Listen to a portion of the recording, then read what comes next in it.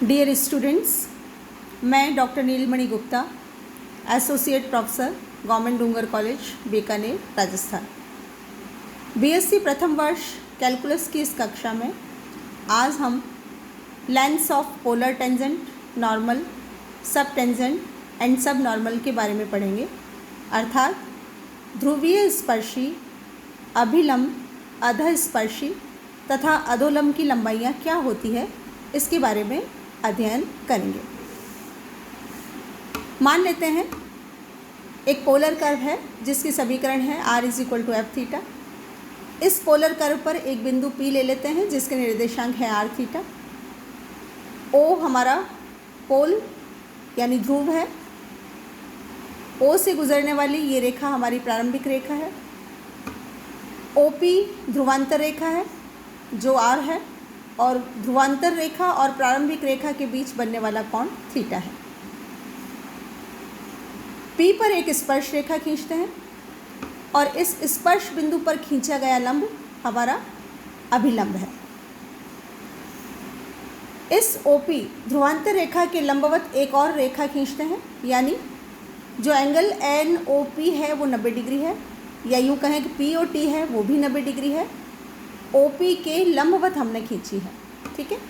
तो इस स्पर्श रेखा को ये रेखा T बिंदु पर मिलती है और अभिलंब को ये रेखा N बिंदु पर मिलती है। तो जो PT है वो हमारी ध्रुवीय स्पर्शी की लंबाई है, यानी length of polar tangent is PT। अब हमें इस PT का मान ज्ञात करना है, तो हम OPT जो एक राइट एंगल ट्राइंगल है ये देखते हैं। ध्रुवांतर रेखा और स्पर्श रेखा के बीच का कोण फाई होता है, ये हम पढ़ चुके हैं। तो ये एंगल फाई होगा और ये एंगल 90 डिग्री है। ये R दिया हुआ है, हमें PT निकालनी है। तो ज्ञात रेखा है, एंगल चूँकि यहाँ है तो ये आधार हुआ OP, OT लंब हुआ। तो आधार हमें ज्ञात है और कर्ण हमें निकालना है। तो PT का मान हुआ कर्ण बटा आधार, दैट इज सेक फाई। तो PT की वैल्यू हो गई r sec phi. Sec phi को हम लिख सकते हैं √1 + tan स्क्वायर फाई, और tan फाई का फॉर्मूला हमने निकाला था r d∅/dr। तो जब हम ये मान tan फाई का यहाँ रखेंगे तो ध्रुवीय स्पर्शी की लंबाई यानी length of polar tangent will be r√1 + r d∅/dr का whole square. Next, length of polar subtangent यानी अधस्पर्शी की लंबाई क्या होती है। जो एंटी रेखा है, इस रेखा पर स्पर्शी का प्रक्षेप यानी projection of tangent is called subtangent. स्पर्श रेखा का प्रक्षेप जो है वो अधस्पर्शी कहलाता है।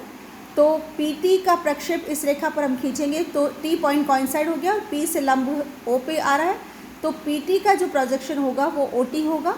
इसलिए अधस्पर्शी की लंबाई होगी OT के बराबर, यानी लेंथ ऑफ पोलर सब टेंजेंट इज OT। पुनः इसी ट्राइंगल में अब हमें आधार पता है और लंब ज्ञात करना है। तो लंब बटा आधार यानी tan फाई, और लंब बटा आधार यानी tan फाई का मतलब OT की वैल्यू हो गई r tan फाई। और यहाँ फिर हम जब tan फाई की वैल्यू रखेंगे तो OT की वैल्यू आ गई r² d∅/dr। ये हमारा सेकंड फार्मूला हो गया। अब लेंथ ऑफ पोलर नॉर्मल यानी ध्रुवीय अभिलंब की लंबाई, तो जो P से N तक की दूरी है वो ध्रुवीय अभिलंब है। अब हम OPN त्रिभुज की तरफ चलते हैं। ये भी एक राइट एंगल ट्राइंगल है। यहाँ पर एंगल यहाँ है फाई, क्योंकि ये एंगल फाई है और ये स्पर्श रेखा और लंब 90 डिग्री पे है, तो ये एंगल 90 - फाई हुआ। ये 90 - फाई है, ये 90 है, तो फिर ये फाई एंगल हुआ। अब इस त्रिभुज में बेस हुआ ON, OP हुआ परपेंडिकुलर और PN हुआ हाइपोटेन्यूस यानी कर्ण। तो PN की वैल्यू हो गई r cosec फाई। चूँकि हमारे पास tan फाई का फॉर्मूला है तो cosec फाई को tan में कन्वर्ट करेंगे, तो r cosec फाई को हम यूँ लिख सकते हैं r√1 + cot square phi. Cot square phi को हम 1/tan स्क्वायर फाई की फॉर्म में लिखेंगे, और फिर tan फाई की वैल्यू जब हम रखेंगे तो हमारे पास ध्रुवीय अभिलंब की लंबाई का सूत्र प्राप्त हो जाएगा r√1 1 + 1/r² dr/d θ का होल स्क्वायर। फिर है हमारे पास अधोलंब की लंबाई यानी लेंथ ऑफ पोलर सब नॉर्मल। यहाँ फिर जो नॉर्मल का प्रक्षेप होगा वो अधोलंब कहलाएगा, यानी projection of normal is called सब नॉर्मल। अभिलंब का प्रक्षेप अधोलंब कहलाता है। तो Pn का जो प्रक्षेप है वो ON है, तो जो ON दूरी है वो हमारी अधोलंब की लंबाई होगी। तो पुनः इसी ट्राइंगल से ON की वैल्यू हो जाएगी r cot phi, और cot phi का मान जब हम रखेंगे 1/r dr/d θ, तो सब नॉर्मल की वैल्यू हमें प्राप्त होगी dr/d θ। तो इस तरह हमें ये 4 लंबाइयाँ प्राप्त हुई। सबसे पहले पोलर टेंजेंट, उसके बाद पोलर सब टेंजेंट, फिर पोलर नॉर्मल और पोलर सब नॉर्मल। अब हम ध्रुव से स्पर्शी पर डाले गए लंब की लंबाई ज्ञात करेंगे, यानी what is length of perpendicular from pole to tangent. फिर हम एक पोलर कर्व r = f θ लेते हैं, उस पर एक बिंदु P लेते हैं जिसके निर्देशांक r θ है। तो OP ध्रुवांतर रेखा हुई यानी r, और ये OA प्रारंभिक रेखा है। ध्रुवांतर रेखा और प्रारंभिक रेखा के बीच बनने वाला कोण θ है। P पर एक स्पर्श रेखा खींचते हैं, और इस स्पर्श रेखा पर इस मूल बिंदु से जब हम लंब डालेंगे तो ये लंब हमें OM प्राप्त हुआ है, और इस OM की लंबाई हमें निकालनी। सिंबॉलिकली इसको स्मॉल p से रिप्रेजेंट करते हैं। अब चूंकि ये लंब डाला गया है तो त्रिभुज OPM एक राइट एंगल ट्राइंगल हुआ। फाई एंगल जो है वो ध्रुवांतर रेखा और स्पर्श रेखा के बीच का कोण होता है, तो ये फाई हो गया, तो और OPR हो गया। तो इस त्रिभुज से हमारे पास P जो है वो r sin फाई हो गया, क्योंकि ये लंब हुआ, ये आधार हुआ, ये कर्ण हुआ, लंब बटा कर्ण यानी sin फाई, तो P = r sin फाई। ये हमें एक सूत्र प्राप्त हुआ। इसी से हम एक और सूत्र निकाल सकते हैं। इसको हम यूँ लिख सकते हैं 1/p² = 1/r² cosec square phi. cosec square phi को हम 1 + cot स्क्वायर फाई लिख सकते हैं, और cot फाई को tan फाई के फॉर्मूले से रिप्लेस करेंगे तो हमारे पास रिजल्ट है 1/r² × 1 + 1/r² dr/d θ का होल स्क्वायर। इस तरह हमारे पास दूसरा फार्मूला है 1/p² = 1/r² + 1/r⁴ dr/d θ का whole square.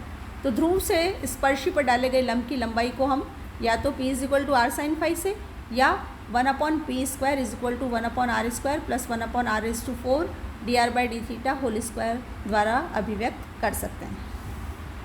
Next is pedal equation, यानी पादिक समीकरण क्या होती है।